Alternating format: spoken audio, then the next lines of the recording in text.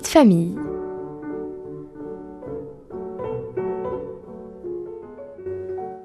Réanimer la fin de vie de personnes atteintes de maladies incurables, c'est probablement l'une des premières missions de la biographie hospitalière, née au début des années 2000 sous l'impulsion d'une certaine et délicieuse Valeria Milewski.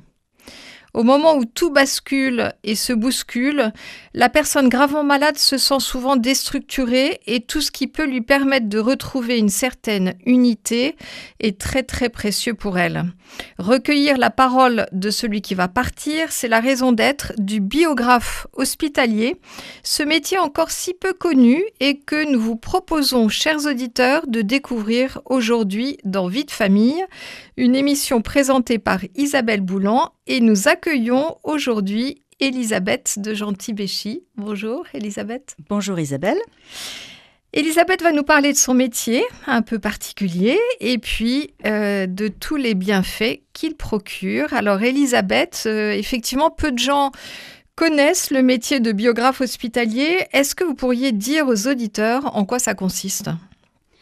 Le métier de biographe hospitalier, c'est proposer à des personnes gravement malades, souvent en soins palliatifs, de raconter leur histoire à un biographe hospitalier formé et de recevoir un très beau livre relié par un artisan d'art. D'accord, c'est un livre gratuit, je parle d'argent, mais c'est important aussi d'en tout parler. L'accompagnement, donc tous les entretiens et le livre sont offerts par des fondations, du mécénat ou des dons de particuliers que moi, en tant que biographe, je suis chargée de trouver. Et en préparant l'émission, vous m'aviez dit, voilà ce que c'est la biographie hospitalière et voilà ce qu'elle n'est pas, en fait. Oui, alors la biographie hospitalière, c'est vraiment un accompagnement de la personne, mais nous ne sommes pas des psychologues. Donc, nous intervenons, je vais parler de mon cas précis, j'interviens donc au CHU de Nantes 2 journées par semaine, Oui. À l'hôpital Laennec, dans l'unité de soins palliatifs et d'oncologie thoracique, et à l'Hôtel Dieu, avec l'équipe mobile de soins palliatifs au sein de l'UPOM, qui est l'unité pluridisciplinaire d'oncologie médicale. Alors oui, justement, là, je vous coupe. Qu'est-ce que c'est pour vous Alors, on a oublié de dire les gens que vous rencontrez, parce qu'ils ont quel âge à peu près ? Eh bien, on accompagne toute personne à partir de 18 ans. Oui. Voilà, donc c'est vraiment, ça s'adresse à tout le monde, quelle que soit la condition sociale, quelle que soit la maladie. Nous, en tant que biographes, nous ne savons pas de quoi souffrent les personnes, mais en revanche, c'est vrai que nous travaillons et nous faison partie de l'équipe des soignants. Ah, et ça, c'est important à dire, parce que dans votre journée type, ça commence comme ça, non ? Exactement. Quand on devient biographe hospitalier, il faut donc trouver un service qui nous accueille. Et donc, j'ai eu la grande chance d'être accueillie par des médecins et des infirmiers et des aides-soignants formidables au CHU. Et donc, une journée type, j'arrive à l'hôpital et je vais d'abord à la rencontre des soignants. Donc, je leur demande s'ils ont réfléchi à qui je pourrais aller voir.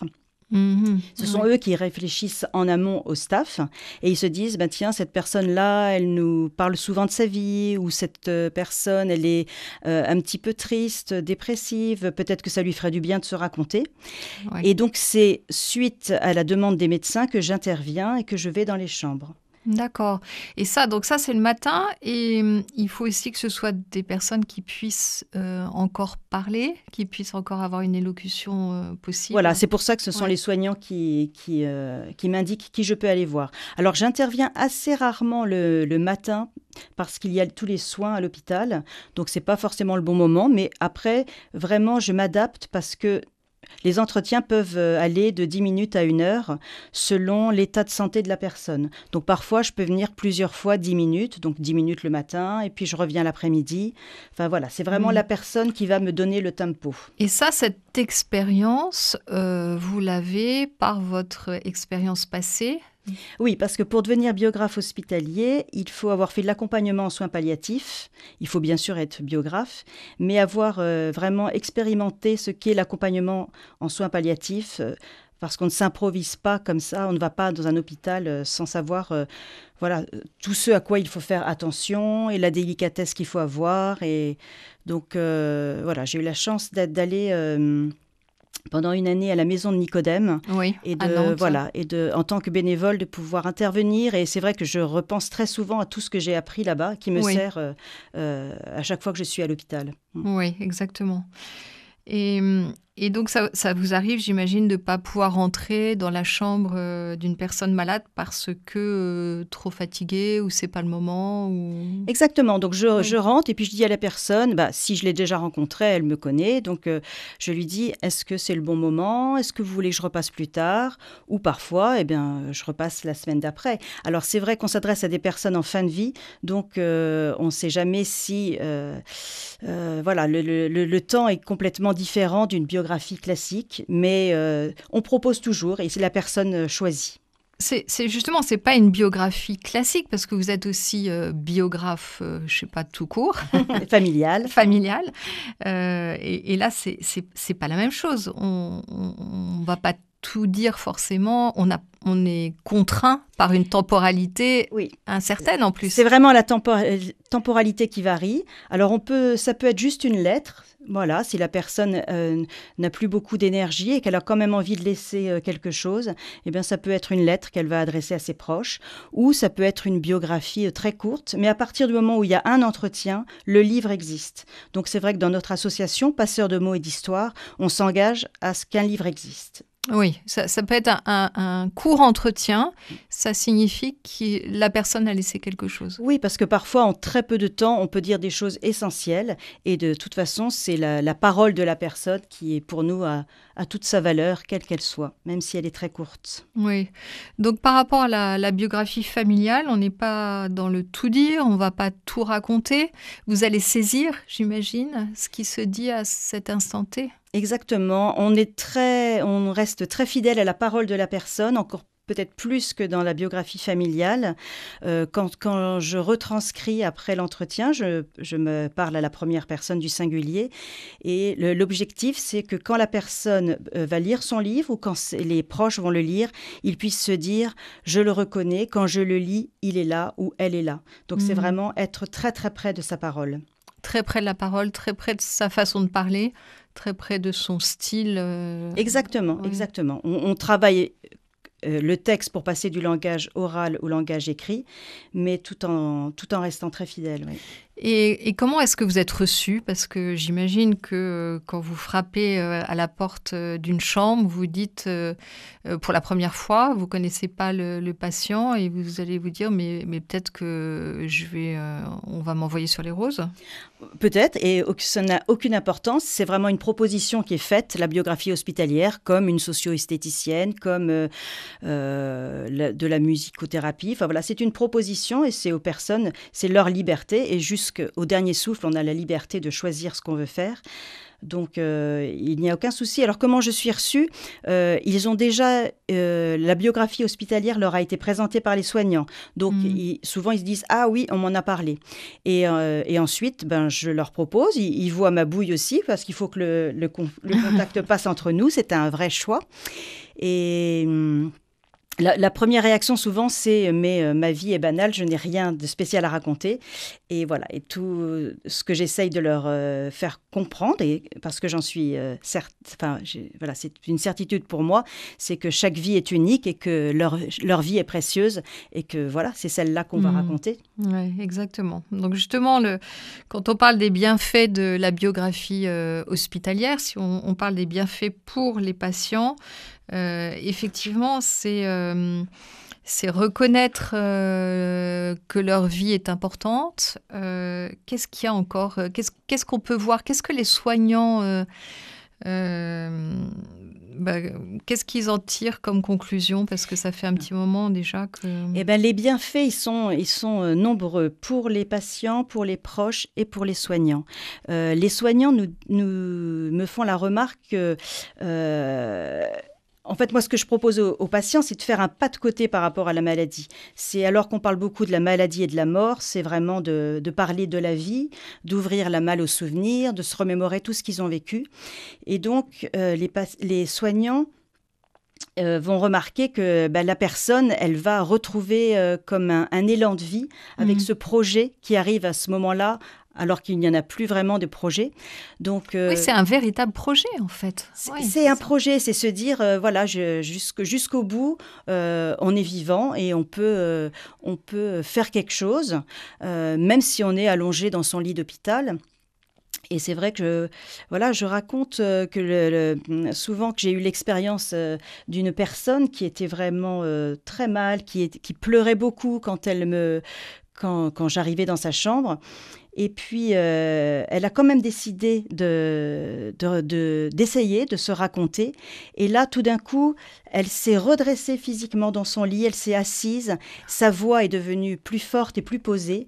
Et voilà, et là, c'est ce qu'on dit souvent dans la biographie hospitalière, on retrouve un peu de verticalité. C'est-à-dire que tout d'un coup, voilà, on se décentre un peu par rapport à la maladie et on se dit, on se retourne sur son passé et voilà, en ressentant de la fierté en disant, mais oui, finalement, j'ai fait quand même tout ça dans ma vie. J'ai un autre exemple, c'est une dame à qui j'ai fait la relecture après 4-5 entretiens et qui m'a dit, qui n'en revenait pas que ce soit sa vie, mais elle dit, mais est-ce que c'est vraiment ma vie ? Vous voyez, donc c'est vraiment faire le constat que voilà, on a beaucoup de choses à se raconter. Ah oui, en effet. Donc, pour les soignants, c'est un patient qui est plus apaisé, qui est plus serein face à l'inconnu qui l'attend. Et puis, quand vous parliez des bienfaits, il y a également des bienfaits pour les proches. Ben oui, parce que alors, si la personne vient à décéder et si on n'a pas fini le livre, j'ai essayé de demander délicatement à la personne qui se raconte à qui est destiné le livre. Et après quelques temps, si la personne décède, j'envoie un mot pour dire apporter mes condoléances à la famille. Et je leur dis, voilà, on a fait ce travail de biographie ensemble. Et si vous le souhaitez, vous pourrez revenir vers moi dans quelques temps. Et donc, on laisse passer un petit peu de temps, parfois une année, avant de remettre le livre à la famille pour que la biographie hospitalière ne soit pas associée au deuil et que les personnes puissent vivre ce temps tranquillement. Oui, ça c'est important, cette histoire de livre remis un petit peu plus tard. Alors, ça va être bientôt le moment de faire une petite pause dans notre émission. Vous êtes bien sur Vie de famille et on parle aujourd'hui de la biographie hospitalière et vous avez choisi une chanson assez gaie.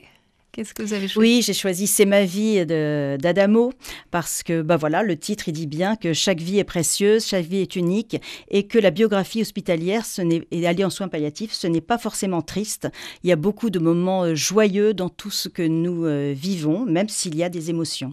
Voilà, on en reparle tout à l'heure.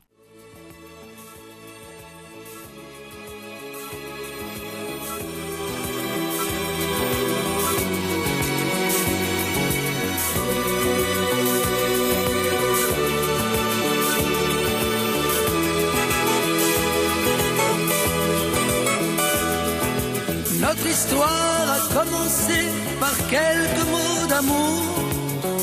C'est fou ce qu'on s'aimait. Et c'est vrai, tu m'as donné les plus beaux de mes jours, mais je te les rendais.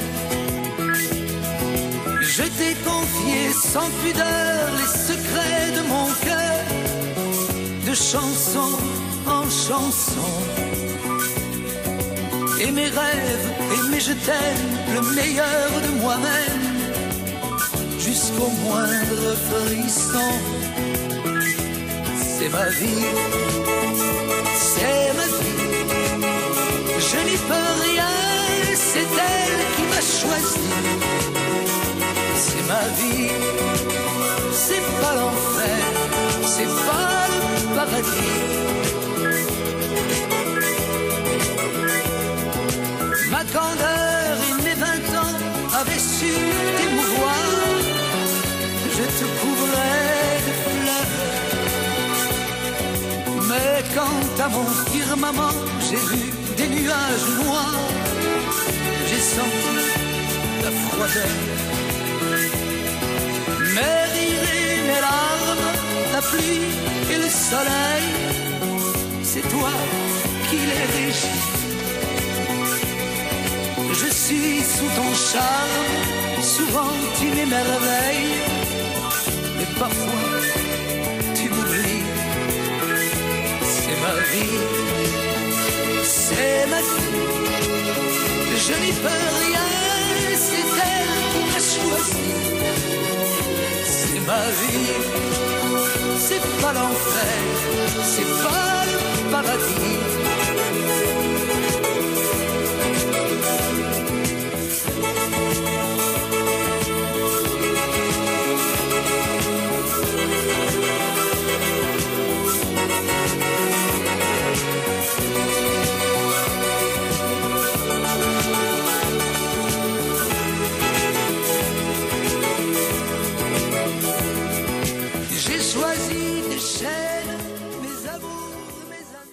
Nous sommes sur l'émission Vie de famille et nous parlons aujourd'hui de la biographie hospitalière avec Elisabeth de Gentil-Béchy. On a parlé des proches, mais on voulait parler des bienfaits pour les patients. Alors, justement, on a dit que c'était un soin de support, on a dit que c'était un soin qui permettait une meilleure qualité de vie possible. Est-ce que vous êtes d'accord avec ça? Est-ce que vous le constatez? Oui, c'est vraiment les bienfaits de la biographie pour les patients, c'est leur permettre de laisser une trace, de témoigner, de se faire plaisir. Moi, je leur dis toujours que ça doit être, voilà, que c'est vraiment l'objectif, c'est vraiment de se faire plaisir, d'être fier, de se dire c'est ma vie, c'est mon histoire, voilà tout ce que j'ai vécu. Ça donne du sens aussi à leur vie, à ce moment de la vie particulier. Oui, où il n'y a plus tellement forcément de sens. C'est un peu un chaos. Voilà, fait. C'est un peu le chaos. Et la biographie hospitalière, elle vient se glisser là pour apporter un peu d'apaisement, apporter soulager. C'est vraiment, on parle de massage du cœur et de l'esprit, vraiment pour apporter un peu de réconfort. Oui, ça c'est beau. Et vous avez quelques témoignages de patients qui vous ont laissé des mots Voilà, donc parfois on a des témoignages de patients, puis avec leur autorisation, on peut effectivement en parler, puisque tout ce qui se dit est confidentiel, c'est-à-dire que je ne raconte rien aux soignants, c'est vraiment entre eux et moi, et après le livre leur appartient ou appartient à leurs proches. Mais quand ils nous y autorisent, voilà, il y en a qui disent « Je suis très malade, mais j'existe encore. La preuve, je fais le livre sur ma vie. J'ai l'impression que mes larmes se sont transformées en encre pour écrire mon histoire. » Ou alors « Depuis que j'écris, je m'apaise. Cela me fait tellement de bien de savoir que je vais leur laisser quelque chose. » Et un dernier « Vous ne pouvez pas imaginer à quel point notre rencontre avec ce projet d'écriture prend tout son sens dans mon parcours de vie. » Ah oui. Oui, en effet. Et pour vous, le biographe, il y a des bienfaits aussi parce que... moi, c'est un métier qui me rend très heureuse. Souvent, quand je raconte ce que je fais, mes proches me disent « Oh là là, tu vas à l'hôpital en soins palliatifs. » Mais les unités de soins palliatifs sont des unités où la vie est présente. Moi, je trouve que les soignants sont absolument impressionnants d'humour, de délicatesse avec les patients. Et du coup, moi, c'est tout à fait ce que je veux aussi y apporter. Donc, j'y arrive assez légère. Je viens à vélo, je repars à vélo, Et quand je suis là-bas, je suis dans la rencontre avec une personne. Je ne vais pas rencontrer un malade, je vais rencontrer une personne et qui va m'apprendre des choses sur la vie, qui va m'apprendre... voilà, c'est une vraie rencontre. C'est pas juste je suis là. Oui, c'est une rencontre, un partage. Oui, et puis quand vous arrivez, vous ne savez pas de quoi votre journée va être faite. Voilà, il n'y en a pas une qui ressemble à une autre et c'est ce qui me plaît aussi. Donc, voilà, on s'adapte, on est ouvert à tout. Valeria Milewski dit souvent dans les formations ne s'attendre à rien pour être prêt à tout. Oui. Et ça, on le vit vraiment au quotidien. Ah oui, oui, en effet. Et les bienfaits, il y a aussi des bienfaits pour la société, parce que c'est quand même... Tout à fait. C'est l'idée de prendre soin des personnes jusqu'au dernier jour de leur vie. Ça s'adresse finalement à tout un chacun, puisque voilà, on va tous mourir un jour. Donc c'est en prenant soin des autres, on prend soin de soi aussi. Donc oui, c'est important. Une société qui prend soin des mourants, c'est une société avancée. C'est une société qui va bien. La biographie hospitalière, c'est vrai que c'est un nouveau soin. On essaye il y a un diplôme universitaire qui vient de commencer là en septembre. Ah oui. Qui a été créé et donc pour qu'il y ait de plus en plus de biographes hospitaliers formés. Oui, et en même temps, c'est pas un métier salarié. Hein, c'est important de le dire à l'antenne. Oui, alors nous sommes tous des auto-entrepreneurs et donc il n'y a pas de financement de l'hôpital, il n'y a pas de financement de l'État. Donc c'est vraiment à chaque biographe hospitalier de trouver le financement auprès de fondations, de mécènes ou de particuliers. Donc c'est la complexité de ce métier puisqu'on est déjà tellement pris par les entretiens et l'écriture qui sont notre priorité que voilà, il faut en plus trouver ce financement. Mais oui, c'est pour ça quand vous dites que vous venez dès le matin, mais en fait vous voyez pas forcément les patients le matin, mais il y a aussi tout ce travail de recherche de fonds et de... Exactement, il y a la recherche de fonds qui prend beaucoup de temps, on essaye de répondre à tous les appels à projets possibles, mais voilà, tout don de particulier est vraiment le bienvenu pour nous aider, puisque comme je l'ai dit précédemment, ça peut vraiment nous toucher tout un chacun, et quand on voit les bienfaits et la joie que ça procure aux personnes hospitalisées, je me dis que c'est un métier qui a du sens à accompagner. Et en parlant du produit fini, c'est-à-dire ce fameux livre d'art, qu'est-ce qu'on y trouve ? Est-ce que vous y mettez aussi parfois des photos ou vous n'avez pas le temps ou c'est trop rapide ? Alors dans ma journée aussi, il y a tout le travail avec ce qu'on appelle les façonniers, graphistes et relieurs. Et vraiment, les relieurs qui travaillent pour la biographie hospitalière sont des gens passionnés et qui essayent vraiment de faire des très beaux livres. On peut y essayer quelques photos. Voilà, on demande aux patients s'ils veulent nous en transmettre. Et on laisse aussi à la fin du livre une vingtaine de pages blanches. Ah oui, ça c'est important. Pour dire que le livre ne se termine pas parce que nos entretiens sont arrivés à terme. Et donc, c'est pour permettre à la personne d'investir ces pages blanches comme elle en a envie, ou alors les proches, si elle a des enfants ou des petits-enfants qui peuvent dessiner, qui peuvent écrire des petits mots. Voilà, c'est la biographie hospitalière, le livre est vraiment la cerise sur le gâteau, mais ce qui compte, c'est tout ce qui se joue pendant les entretiens, tout ce qui se vit. Et donc, c'est pour ça que le livre, il peut se poursuivre aussi de différentes manières, écrire des poèmes, des chansons. On peut d'ailleurs mettre des poèmes et des chansons ou des recettes de cuisine dans le livre. Enfin, on peut y mettre tout ce qui est important pour la personne. Ah oui, en effet. Et quand vous dites, vous aviez dit tout à l'heure, on attend avant de le remettre à la famille. Vous aviez constaté que si on donnait le livre trop tôt, ça va pas, en fait. Parfois, il brûle les doigts. On ne sait pas quoi en faire puisque la personne vient de mourir. Il faut du temps pour prendre du recul par rapport à cet événement douloureux. Donc, on leur propose de laisser passer du temps. De toute façon, il nous faut travailler le livre, il nous faut l'envoyer au relieur d'art, donc ça prend de toute façon du temps. Et de laisser passer quelques mois pour pouvoir le recevoir tranquillement. Donc ça fait aussi partie de notre métier, de prendre du temps avec la famille pour remettre le livre. On l'enveloppe dans du papier de soie, on le met dans un beau sac.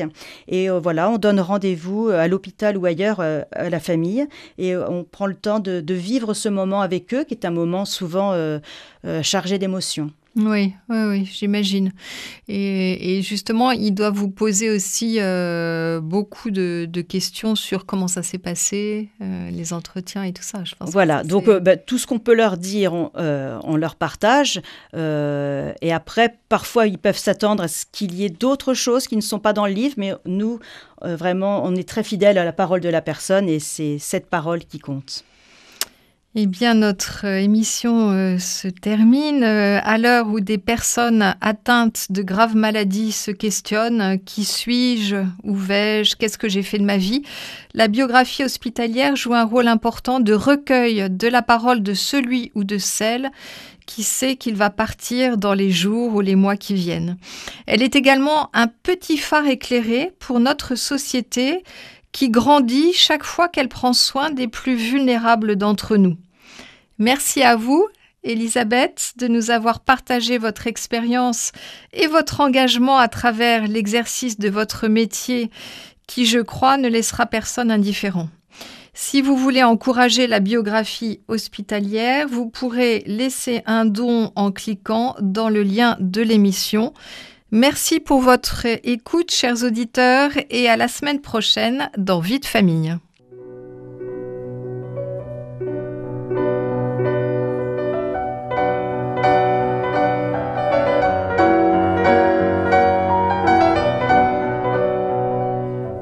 C'était Vie de famille.